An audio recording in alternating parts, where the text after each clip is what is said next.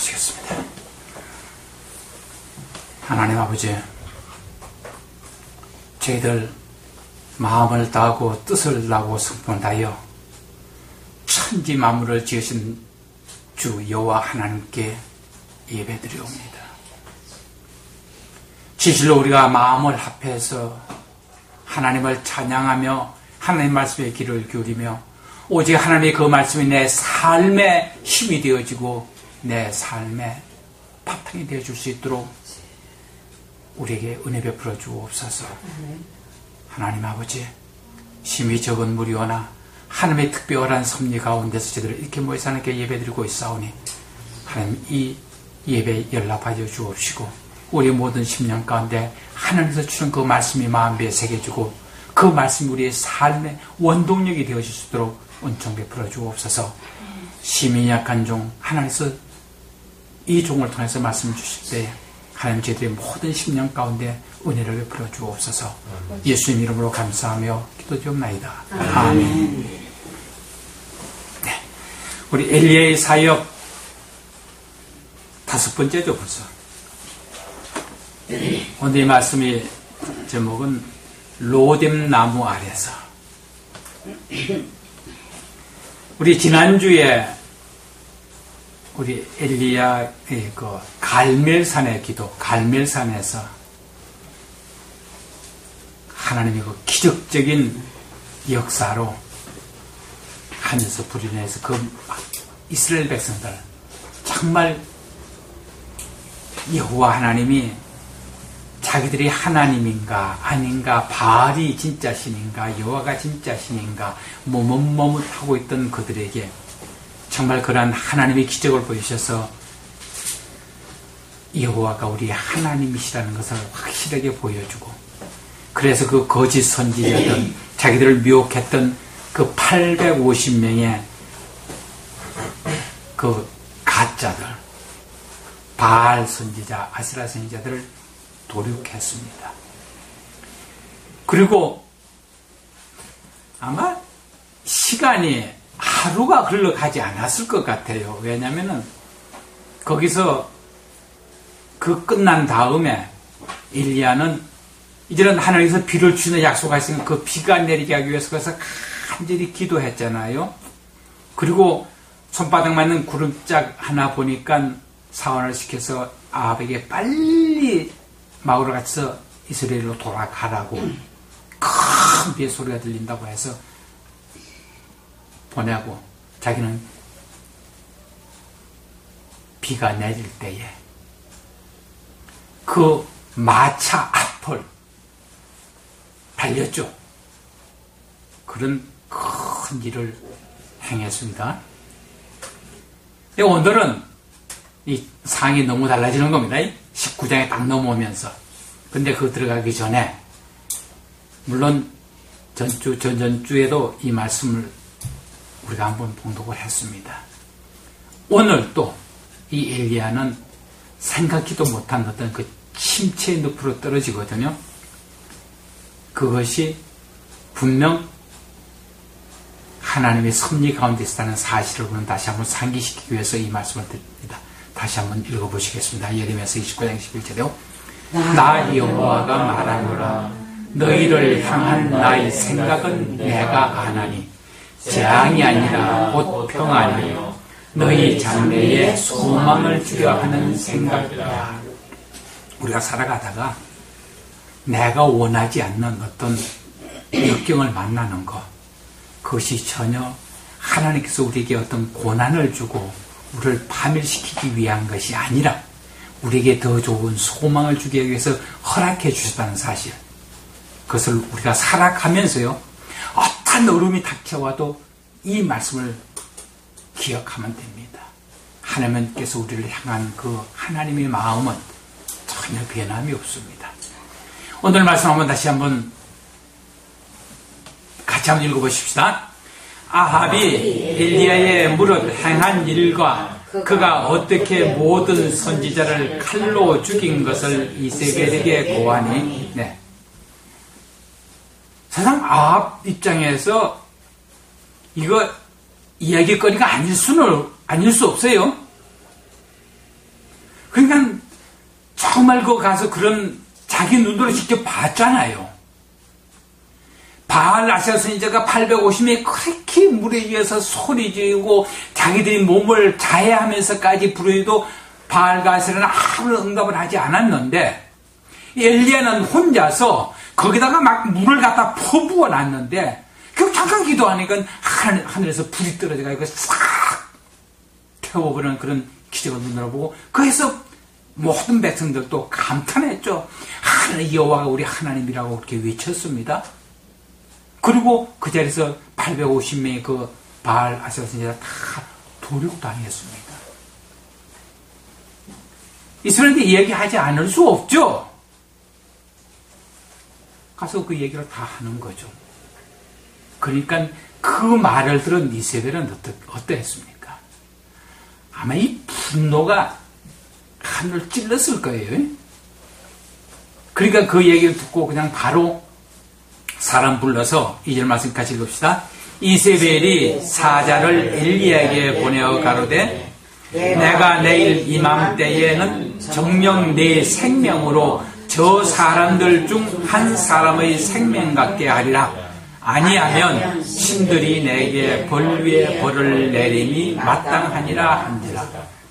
이세벨의 신앙은 유일신 여호와 하나님을 믿는 신앙 아니잖아요. 쟤들은 많은 신을 섬기거든요.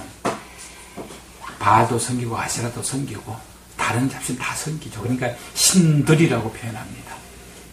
노기가 충천해가지고 사람을 시켜서 저는 그래서 이때 시간을 한번 짐작을 해봤을 때 분명히 저녁 소재 드릴 때에 기도했으니까 그래서 불이 내리고 기적을 내렸으니까 그 밤은 지나고 아침 새벽이 되자마자 사람 불러서 엘리야에게 보내지 않았었을까라고 추정을 합니다.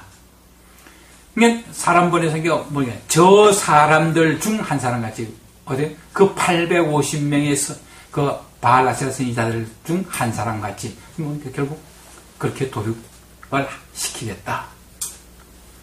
근데 이 말을 들은 엘리야의 반응이 가관입니다. 3절 말씀이요. 저가 이 형편을 보고 일어나 그 생명을 위하여 도망하여 유다에 속한 부엘세바에 이르러 자기의 사원을 그곳에 머물게 하고 스스로 광야로 들어가 하룻길쯤 행하고 한 로뎀 나무 아래 앉아서 죽기를 구하여 가로되 여호와여 넉넉하오니 지금 내 생명을 취하옵소서. 나는 내 열조보다 알지 못함이니이다.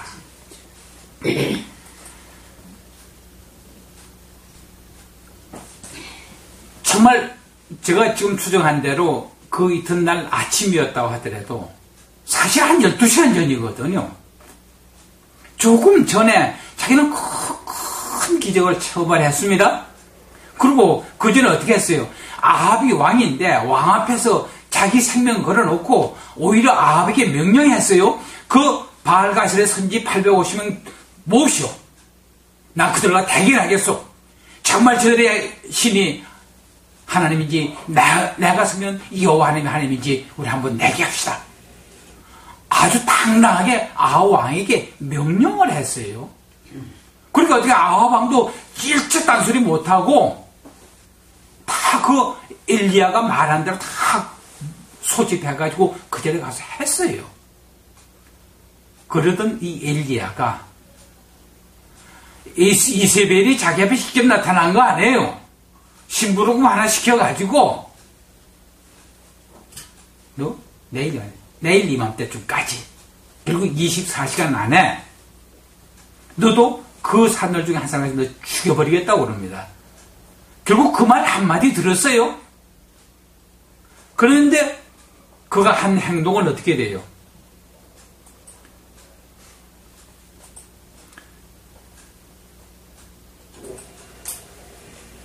저가 이 형편을 보고 일어나 그 상황, 그 말 한번 듣고 일어나서 생명을 위하여 도망했다. 사실 하나님의 부르심을 받은 선지자라면 자기 생명 논할 여지가 아니잖아요. 그리고 자기는 그렇게 했기 때문에 아합에게 나타나서 그렇게 당당하게 선포하고 그렇게 행해 왔잖아요. 그런데 어떻게 느닷없이 도망할 수가 있겠어요? 왜 그랬을까요? 그는 그 말을 듣고 두려움에 휩싸였습니다. 그냥 그 말 듣자마자 자기 마음 가운데 야, 이제 죽겠구나. 그리고서는 자기 자신이 절망해버리는 거예요. 아마 그랬을 것 같아요. 엘리야는 그런 기적을 행했으니까 이제는 이스라엘 전체에 부흥이 일어나가지고 정말 이제는 바알을 섬기고 아세라를 섬기는 그 모든 사람들이 이제 기가 죽어서 납작 엎드려 버릴 거라고 생각했는지 모릅니다. 그런데 그 거꾸로 이세벨이 기세등등해가지고 노게 충편해서 와서 그렇게 얘기한다. 그러니까 이래도 소용없구나. 그러니까 자기는 어떤 소망을 갖고 희망을 가지고 속에서 절망 상태에 빠집니다. 그렇게 사람이 두려움에 휩싸여지고 절망하게 되면 뭡니까? 아무것도 하기 싫은 무기력 상태에 빠집니다. 꼴짝이 싫은 거죠, 뭐. 그러니까 거기 있을 수가 없어서 그래도 도망할 기력만은 있었던 것 같아요. 그래서 또 한 가지 느낀 게 뭐예요? 이렇게 해도 소리가 정말 자기 혼자서 이렇게 하는 것은 도저히 안 되겠다고 그 외로움을, 그는 다음 주에 말씀드리겠습니다. 14절에 보면 그렇잖아요. 내가 하나님을 섬기는 게 특심한데 이 이스라엘 땅에 이렇게 하나님을 섬기려 하는 사람이 나밖에 없습니다. 그러니까 주위에 아무도 자기를 도와줄 수 있는 사람이 없다는 얘기죠.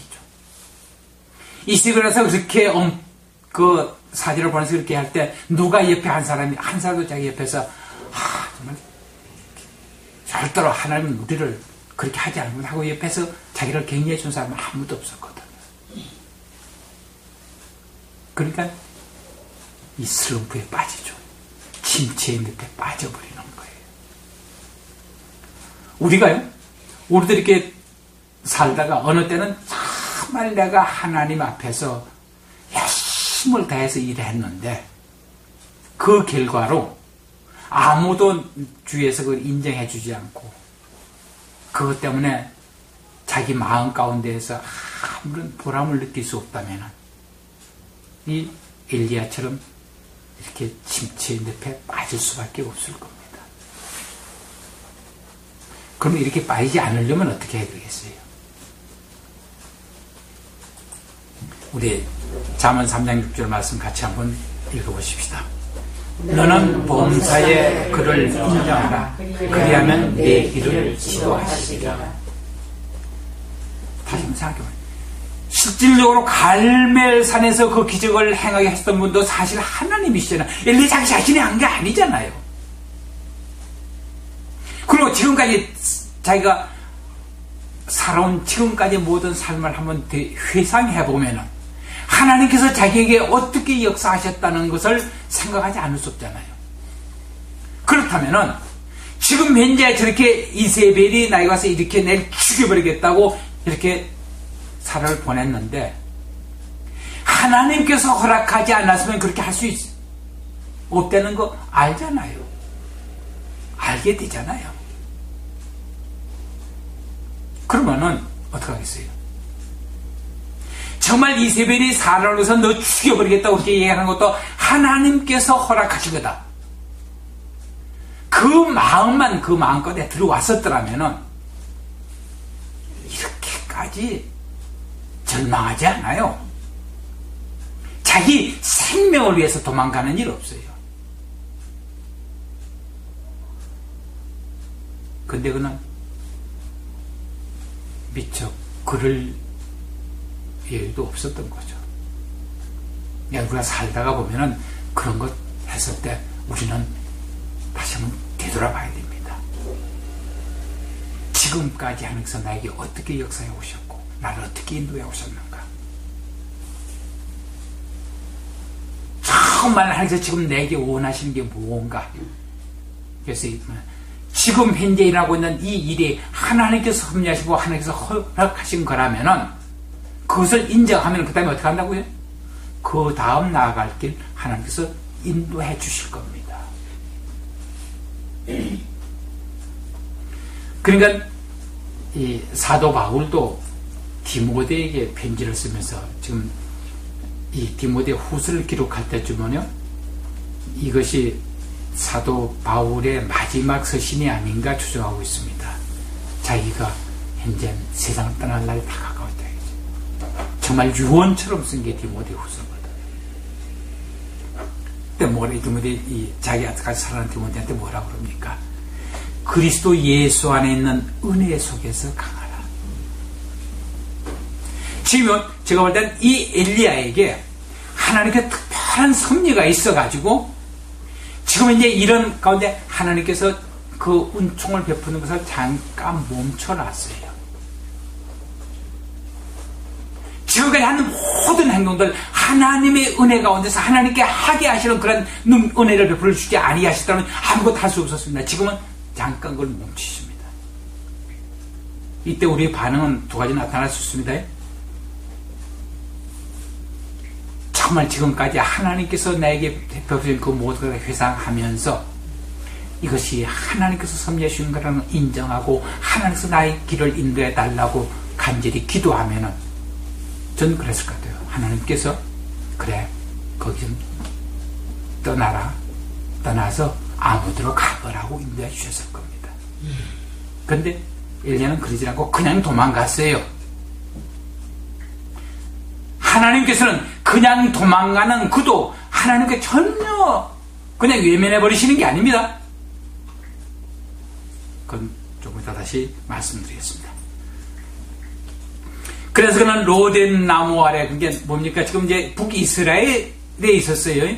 북쪽 이스라엘, 남쪽 유다 땅이거든요. 근데 남쪽 유다 땅에 속한 곳까지 가가지고 거기서 사는 건 없고, 이제는 더 이상 자기 심령 가운데 아무 사원도 필요 없고 아무도 필요 없다. 그냥 나 혼자 가서 하나님한테 매달리다 죽을란다고 아마 죽을 생각하고 갔을 거예요. 그러니까 로뎀나무 아래 누워 자더니 천사가 그러면 이러되 뭐 일나 먹어라. 근데 이 로뎀나무 아래 누워 자더니, 저는 이 말씀을 준비하기 전에 로뎀나무가 어떤 나무인지 자세히 잘 모르고 했는데, 로뎀나무가 어떻게 생겼냐면 이렇게 생겼습니다. 근데 3년 6개월 동안 거기 가뭄이 들었어요. 그러니까 그 3년 6개월 동안 비가 오지 않아도 살아있던 그 로뎀나무, 사실은 앙상했을 거예요. 거기서 누워 잤다는 얘기는 아마 아무리 누워도 이게 숲을 이루고 있는 것도 아니란 말이에요. 이건 정말 드문드문 있는 거 아닙니까? 그 가뭄 가운데에서. 그 잎사귀도 이렇게 정말 이렇게 가는 이렇게 되는데 그게 충분한 어떤 깊은 그늘이 진 것이 아닐 거란 얘기예요. 거기서 누워 자더니 결국 아주 간신히 아마 얼굴 그저 눈만 그 햇빛에 가려지지 않았었을까. 정말 앙상한 나무 밑에 어떤 우리가 이렇게 느티나무처럼 이렇게 풍성한 그런 그늘을 제공하는 곳이 아니었다는 얘기예요. 근데 그 당시에 3년 6개월 동안 그 가뭄이 들었었기 때문에 그나마도 그런 곳도 없었으니까 거기에 가서 누워서 있는데, 근데 조금 또 이상해요. 거기서 어떻게 잠이 왔을까? 에?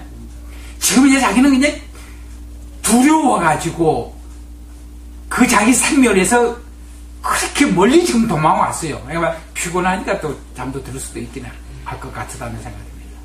거기서 편안하게 그래도 잠을 잤어요. 그런데 보세요. 나말에 누워 잤더니 천사가 어루만지며 이르되 일어나서 먹으라 하는지라. 본적 머리 밑에 숯불에 구운 떡과 한 병 물이 있더라. 이에 먹고 마시고 다시 누웠더니 또 자요. 다시 누웠더니 여호와의 사자가 또다시 와서 어루만지며 이르되 일어나서 먹으라. 내가 길을 이기지 못할까 하노라. 왜요? 지금 사실 이 엘리야는 어디를 더 멀리 갈 계획 없어요. 왜냐하면 산도 떼놓고 거기도 자기가 광야로 들어와서 하룻길 걸어서 광야에 들어와서 이 로뎀 나무 하나 있는 거, 앙상한 로뎀 있는 거 봐서 거기에 이제 내 지쳐서 못 가겠다. 그러면서 거기서 들어 누워서 그냥 이제는 조카오니 나의 생명을 취하시옵소서. 나 죽여주십시오 하고 그렇게 했어요. 어디로 더 갈 계획은 없었는데 분명히 이어서 지금 얘기하죠. 내 길을 이기지 못할까 하노라. 그러니까 하나님은 사실상 이 엘리야를 그 갈멜산의 기도 그 기적을 베풀고 난 다음에 엘리야를 부르고 싶은 곳이 있었다는 얘기예요. 그러니까 하나님께서 잠깐 그냥 이스라엘이 그렇게 협박하는 거, 하나님이 그 자리에서 엘리야가 그 자리에서 다음 사역을 할 거였다면 이스라엘에게 그렇게 하도록 내버려 두질 않았죠. 혼자 이렇게 외롭게 거기 외톨이 오고 남아있게 하지 않았죠. 많은 사람들을 거기서 정말 그 갈멜산에서 여호와는 우리 하나님이다, 여호와는 우리 하나님이다 그렇게 외쳤던 그 사람들이 다시 모여들어서 엘리야를 어떤 면에서는 왕으로 해서 추대해가지고 그 바알과 아세라 선지를 섬기는 모든 사람들을 진멸하는데 어떤 동원할 수 있지 않았겠어요? 그런데 하나님께서는 그렇게 일하기를 원치 아니하셨다는 얘기예요. 그러니까 하나님은 벌써 이미 엘리야를 사실상 이 호렙산으로 부르기를 하나님이 계획하고 계셨고, 그걸 몰랐던 엘리야는 그 말을 듣고 겁이 나서 즐거워 해가지고 그냥 도망와서 그 이스라엘 땅에서 무슨 벗어나서 유다 땅에 와가지고 거기서 이제 또 광야로 하루길 더 들어가서 나 이만하면 족하니까 나 죽여주시오.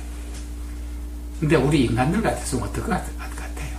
뭐 일을 하나 시켰는데 그거 정말 잘해놓고 와서 그렇게 했으면 그냥 구두발로 엉덩이를 들고 차면서 내가 지금까지 내가 일을 하면서 어떤 일을 했는데 지금 이 지경이냐고 기사대를 한 대 때려주지 않겠어요? 근데 하나님도 그러지 않고 그 피곤하고 지쳐나는 게 어루만지면 일어나라, 이거 먹어라, 물 갖다 주고 배고플 때 떡 갖다 주고 그 사랑의 손길로 그를 쓰다듬어 줍니다. 근데 여기서 우리가요, 만약에 엘리야가 그 절망 가운데 있어요. 도대체가 하나님 내가 지금까지 어떻게 만들었는데 하나님 이게 뭡니까 하고 하나님께 만약에 불평하고 원망하고 하나님께 대들었다면 하나님께 이렇게 하셨겠어요? 이거 우리 중요한 포인트가요, 하나님을 온전히 섬기는 사람들, 진짜 하나님께 속한 사람들은 자기에 닥친 이러한 불행과 이런 고난과 이런 역경 때문에 하나님을 원망하거나 하나님께 불평하거나 하나님께 반역하지 않습니다. 달라요. 그러나 오전에 하나님께 온전히 속하지 않은 사람들은 뭐라고? 우리 욥기에서 봅니다. 욥의 부인이 뭐라고 그래요? 그렇게 고난 당하니까 하나님을 욕하고 죽으라고 그래버려요. 근데 욥은 뭐라고 그래요? 지금까지 주인분도 하나님인데 가져가는 하나님인데 어떻게 하나님을 욕하고 죽느냐 이거죠. 그런 어리석은 소리 하지 말아야 됩니다. 이 차이입니다. 진실로 내가 하나님 안에서 하나님께서 허락하신 그 모든 그 역경과 고난 당했을 때 내 마음속에서 어떤 생각이 나는가 한번 살펴보시기 바랍니다. 정말 내가 지금까지 내가 주일마다 예배드리고 하나님 내가 수입의 12일을 드리고 내가 하나님 이만큼 성인데 하나님께서 내게 해주신 게 이겁니까 하고 원망과 불평이 나간다면 조심하시기 바랍니다.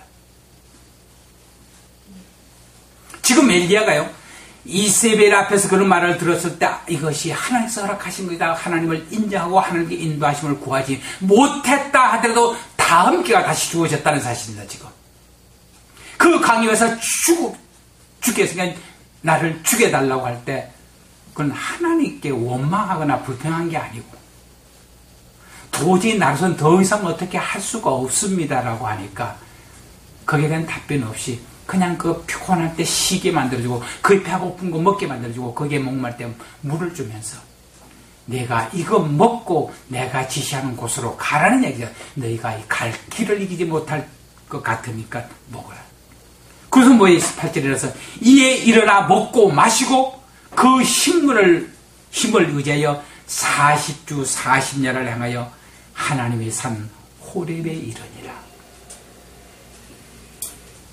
오늘은요 결국 뭐예요? 하나님께서 엘리야에게 정말 그렇게 갈면서 그런 기적적인 역사를 이루어내셨다 할지라도 하나님께서 일하시는 방법과 엘리야 상황과는 전혀 차이가 났습니다.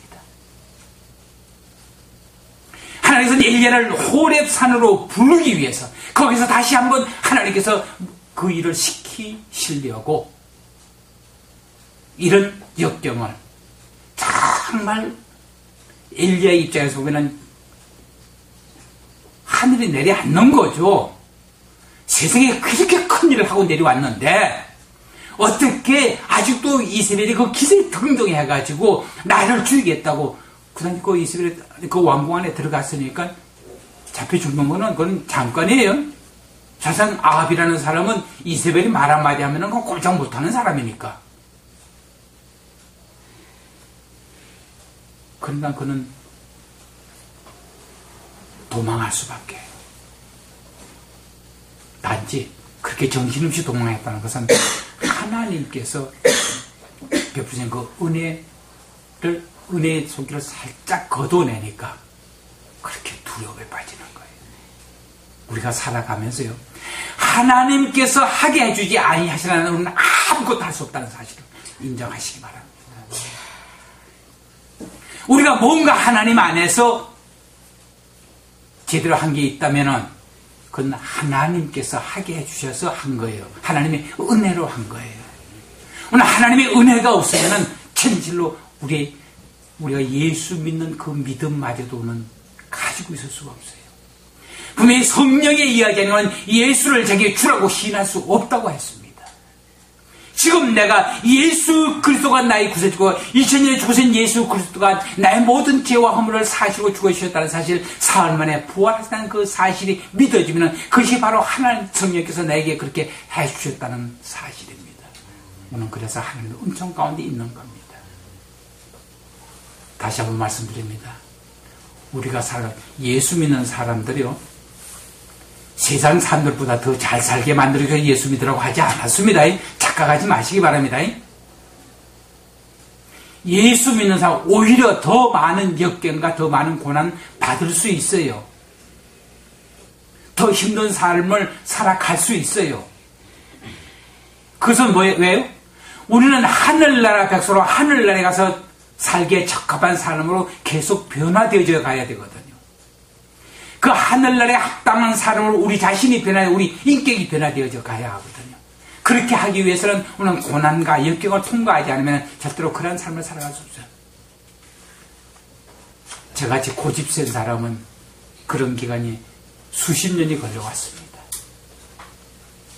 하나님께서는 그렇게 저 자신을 변화시켜야 하기 때문에 목사시켰었어요. 목사로서 이렇게 말씀 연구 이렇게 하지 않았다면 절대로 변하지 않을. 그리고 뭐예요? 지옥 가는 수밖에 없는. 아무리 예수 믿고 장로가 되어도 그는 소용없었던 겁니다. 그러나 하나님은 나를 사랑해서 나를 변화시키기 위해서. 다른 사람한테 내놓을 건 사실 목사이지만 아무 내놓을 거 하나도 없습니다. 그러나 하나님은 나를 변화시키셔가지고 나를 하늘나라에 합당한 하나님의 자녀로 온전히 변화시키기 위해서 이렇게 이 길을 걸어오게 하신 거예요. 그래서 하나님을 찬양합니다. 그래서 하나님께 감사드립니다. 오늘 우리의 삶에서 전혀 이렇게 엘리야도요. 엘리야도 그렇게 큰 기적을 베푼 엘리야에게도 이런 시련을 통과하게 했습니다. 우리 지난주와 저지난주에 분명히 그 사르밧 가부하고 가부의 아들이 죽은 그런 역경을 고난 만난 것도 하나님께서 그 다음 계획 때문에 그게 그런 역경을 만나게 하셨다고 말씀드렸습니다. 오늘 이 엘리야가 만난 역경도 마찬가지예요. 하나님이 다음 교회 때문에 그를 불러내시기 위해서 그런 걸 허락해 주다는. 절대로 하나님께서는 우리의 머리털까지 세신 그 하나님, 우리에게 다오는 어떠한 일도, 그것이 아무리 힘든 일 할 때도, 그것이 아무리 좋은 일 할 때도 그 가운데 하나님 뜻이 있다는 사실을 인정하시기를 주님으로 축원합니다. 기도하시겠습니다. 하나님 아버지, 이렇게 하나님의 불의 선지자 엘리야에게도 이러한 역경과 고난이 다가왔습니다. 이렇게 진처의 늪에 빠져서 허둥거릴 때도 있었습니다. 그러나 하나님은 그를 책망하지 아니하시고 그를 어루만지시고 그에게 먹을 것 주시고 그에게 40주 4개월 걸어서는 힘까지 주셔서 하나님께서 원하시는 곳으로 불러내셨사옵니다. 실은 하나님께서 우리에게 허락하신 그 모든 것들 가운데 하나님은 함께 하셨사옵니다. 우리가 그런 하나님 온전히 믿고 나아갈 때 하나님이 우리를 통해서 하나님이 그 이루시고자 하는 그 모든 일을 이뤄내실 줄 믿사오니 우리의 모든 삶을 축원하시고 인도하여 주옵소서. 예수님 이름으로 감사하며 기도드리옵나이다. 아멘.